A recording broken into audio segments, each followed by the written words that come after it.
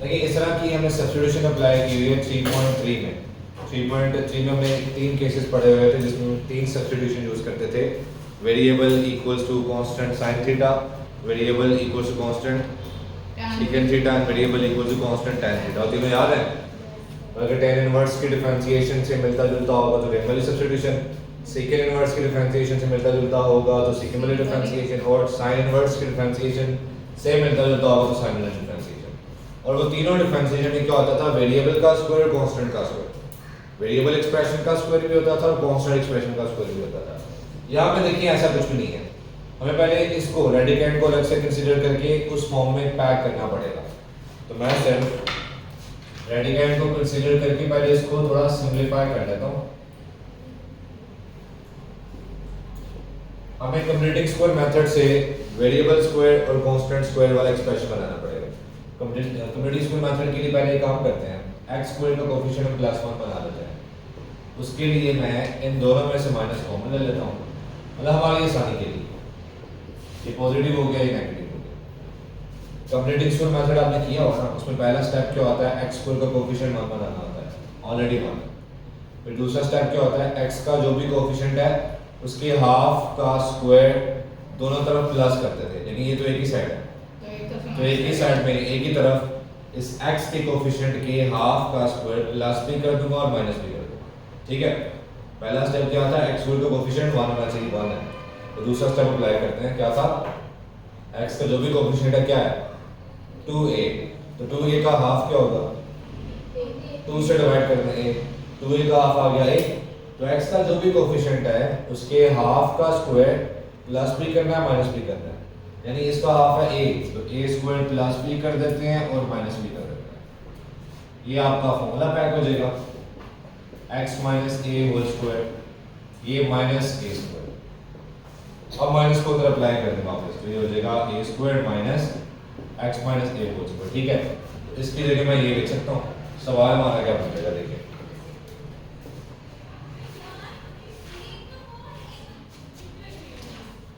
इसकी जगह आ गया a square minus x minus a whole square dx है। लिमिट्स नहीं है, वो लिमिट्स हम अप्लाई करना जानते हैं, बड़ा आसान काम है। तो मेन काम ये इंटीग्रेट कैसे करना है, इसको हम देखते हैं। तो अभी किसकी डिफरेंशिएशन से मिलता जुलता है? साइन इनवर्स की डिफरेंशिएशन से मिलता जुलता है। देखिए तीनों मैं दोबारा बता रहा हूँ।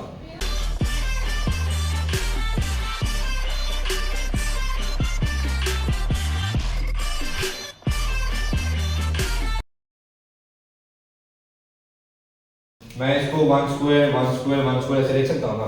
कांस्टेंट का स्क्वायर वेरिएबल का स्क्वायर है, कांस्टेंट का स्क्वायर वेरिएबल का स्क्वायर, कांस्टेंट का स्क्वायर वेरिएबल का स्क्वायर। ठीक है, अगर तो कांस्टेंट स्क्वायर और वेरिएबल स्क्वायर प्लस हो रहे हैं तो हम tan वाली सब्स्टिट्यूशन यूज करते थे, variable equals to constant tan theta, जो भी कांस्टेंट और जो भी वेरिएबल है उसके मुताबिक। और अगर वेरिएबल का स्क्वायर और कांस्टेंट का स्क्वायर माइनस हो रहा होता है तो साइन वाली सब्स्टिट्यूशन या सेकंड वाली सब्स्टिट्यूशन यूज होती थी। लेकिन अगर कांस्टेंट का स्क्वायर माइनस वेरिएबल का स्क्वायर है, कांस्टेंट पहले है तो साइन वाली सब्स्टिट्यूशन, और अगर वेरिएबल पहले है तो सेकंड वाली सब्स्टिट्यूशन। अब यहां पर देखें, कांस्टेंट स्क्वायर और वेरिएबल स्क्वायर दोनों है, माइनस हो रहा है तो मतलब साइन वाली या सेकंड वाली सब्स्टिट्यूशन यूज होगी। ऐसी है, अगर कांस्टेंट पहले है तो साइन वाली सब्स्टिट्यूशन। क्या सब्स्टिट्यूशन थी? Variable equals to constant sin theta. ऐसी है, इसमें वेरिएबल क्या है? Variable equals to constant sin theta. Constant क्या है? a sin theta. थोड़ा याद आया? लेट करने के बाद, मतलब ये हमने 3.3 में काम किया था, 3.3 में लाइव क्लास में जी बस ठीक है। लेट कर लिया, लेट करने के बाद हमेशा हम क्या करते हैं? डिफरेंशिएट करके dx की वैल्यू निकालते हैं। तो मैं इसको थीटा के रिस्पेक्ट से डिफरेंशिएट कर रहा हूँ, x के रिस्पेक्ट से करना मर्जी है, मैं थीटा के रिस्पेक्ट से कर रहा हूँ। तो x की थीटा के रिस्पेक्ट से differentiation d theta by dx ऐसे रहेगा, माइनस कांस्टेंट की differentiation 0, a as it is बाहर आ गया, साइन की डिफरेंशिएशन cos थीटा फिर थीटा के रिस्पेक्ट से 1, ये रहेगा dx over d theta. dx की वैल्यू निकालनी है तो d थीटा इस तरफ आगे क्या हो जाएगा? मल्टीप्लाई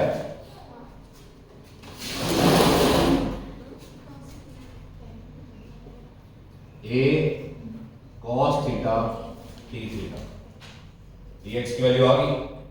अब वापस हमारा सवाल क्या बन जाएगा देखिए जरा,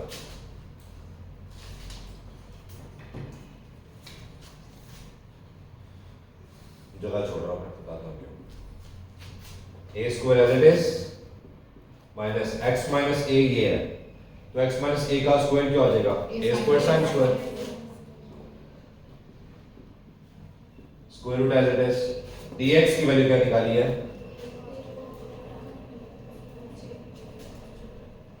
थीटा, और यहाँ पे लिमिट्स, हमारे पास लिमिट्स क्या थे सवाल में देख के बताइएगा। 13 में x की दो वैल्यूज गिवन होगी, सर कोई भी नहीं है, गिवन नहीं है, निकालनी पड़ेगी। चलिए निकाल लेते साइड पे, देखिएगा फॉर लिमिट्स जो भी y गिवन है उसको 0 पुट करते हैं।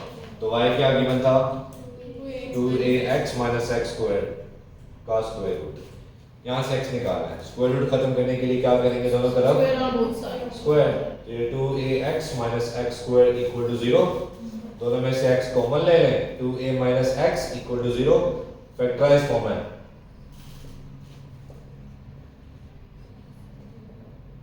एक x की वैल्यू 2a और एक 0, तो लोअर लिमिट क्या होगी 0 और अपर लिमिट क्या आएगी 2a। देखिए सवाल हमारा x से थीटा में कन्वर्ट हो गया, तो लिमिट्स अब x वाली यूज करूंगा थीटा वाली, तो फॉर लिमिट्स नया काम करना पड़ेगा, फॉर न्यू लिमिट्स, क्योंकि एक हाइडिंग में ऑलरेडी यूज कर लिया फॉर लिमिट्स। अब नया वेरिएबल थीटा है, आपको याद होगा हमने डिस्कस किया था कि नए वेरिएबल की वैल्यूज किस रिलेशन से निकालेंगे, जो लेट किया हुआ। नए वेरिएबल की वैल्यूज कहां से निकालेंगे, उस रिलेशन से जो लेट किया हुआ। नया वेरिएबल थीटा है, हमारे पास x की दो पहली वैल्यूज पड़ी हैं 0 and 2a, 1x equal to 0, तो थीटा क्या होगा, 1x इक्वल टू 2a, तो थीटा क्या होगा देखिए, x 0 है, ये वैल्यू कहां पुट करनी है, उस रिलेशन में जो लेट किया है, x की जगह 0 पुट करना है, 0 पुट किया तो minus a equal to sine, थोड़ा सॉल्व कर लेता हूं मैं रास्ता यहां पे, 0 minus a equals to a sin theta, ये रह गया, ये कट जाएगा, sin इनवर्स माइनस 1 क्या होता है, माइनस पाई बाय 2, ठीक हो गया। अब x की वैल्यू है 2a, यहां 2a पुट करते हैं, तो 2a माइनस a क्या आएगा a, फिर a से कट जाएगा 1, तो sin इनवर्स 1 क्या होता है पाई बाय 2, इसको सॉल्व कर लीजिएगा। अब देखें जब x की वैल्यू 0 थी तो हमारे पास थीटा क्या है, माइनस पाई बाय 2, जब x की वैल्यू 2a थी तो हमारे पास थीटा क्या है, पाई बाय 2। ये आपका सवाल x से थीटा में कंप्लीटली ट्रांसफॉर्म हो गया। सवाल को थोड़ा सिंपलीफाई करते हैं, इन दोनों में से क्या आपको बना रहा है, 1 माइनस साइन स्क्वायर, ये a cos theta d theta, और ये लिमिट्स मैं नहीं लिख रहा, वो अप्लाई कर लीजिएगा, पेपर में लिखनी है, ओके। a स्क्वायर कट गया, बाहर a आ जाएगा, और ये a भी बाहर आएगा तो a स्क्वायर हो गया, 1 माइनस साइन स्क्वायर क्या होता है, ये cos थीटा d थीटा, ये एक रह गया, बाहर आ गया a स्क्वायर, ठीक हो गया, कट जाएगा cos थीटा, तो cos theta two cos theta, cos square theta, तो cos स्क्वायर थीटा को देख के कुछ याद आया, हाफ एंगल फॉर्मूला से सही बच्चे को याद आया। जब भी cos square theta sin square theta आएगा तो आप उसको सिंपलीफाई करके उसकी वैल्यू निकालेंगे कहां से, हाफ एंगल आइडेंटिटी से, हाफ एंगल फॉर्मूला से। तो cos की वैल्यू निकाल ली तो मैं cos वाली आइडेंटिटी यूज कर रहा हूं, एंगल के बगैर लिखते हैं हम, ठीक है, 1 प्लस cos ओवर 2, हमें क्या चाहिए थीटा, तो यहाँ मैं थीटा लिख लेता हूँ। अब हाफ एंगल फॉर्मूले में क्या कॉन्सेप्ट होता है, यहाँ जो भी एंगल होगा उसका हाफ बाय होगा, हमें हाफ थीटा चाहिए, तो थीटा किसका हाफ होता है, 2 थीटा का। अब स्क्वायर के लिए तो स्क्वायर अप्लाई करूंगा तो स्क्वायर रूट कट जाएगा, 1 प्लस cos 2 थीटा ओवर 2 में मैं 2 अलग अलग कर देता हूँ, ये cos स्क्वायर की वैल्यू आ गई जो मैं यहाँ पुट करने लगा हूँ।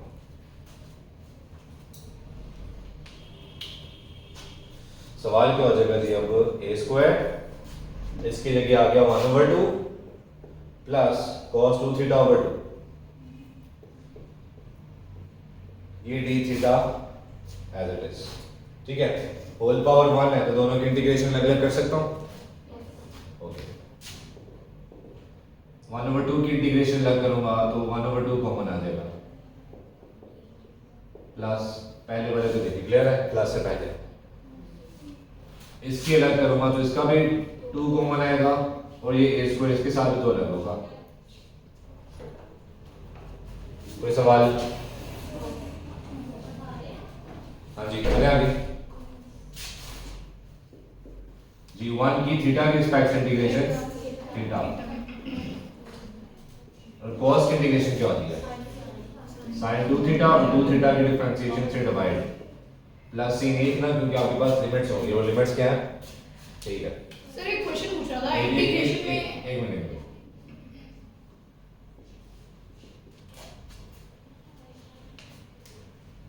1/2 बाहर, a स्क्वायर ओवर 2 बाहर, थीटा की लिमिट्स अप्लाई कर रहा हूं, किधर है ये लिमिट्स है -π/2 और 5/2